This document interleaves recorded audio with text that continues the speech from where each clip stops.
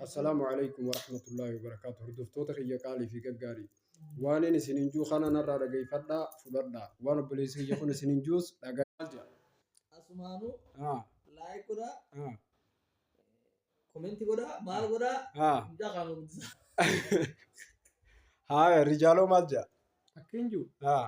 YouTube kana subscribe goda share goda wanu tigadif ne unta lala tab tab no goda no gudisa sinja no rohote nyaka أسمان صلوات رب النبي رب ربوسان سننجا صلى الله عليه وسلم أتيو صلوا على النبي صلى الله عليه وسلم وآله وصحبه akkana ijoolleen teenyatu maal isinin jette waan ijoolleen teenyatu isinin jette godhaa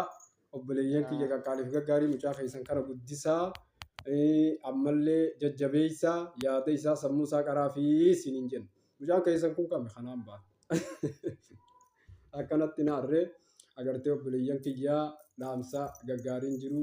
zikirii rabbii godhadhaa fayyaa zikirii rabbii godhadhaa ijoollee teenya kun qaqqaalii ta'uun daawwajjiin jirra guddaa zikirii godhannee rabbi wajji kadhataa wallaa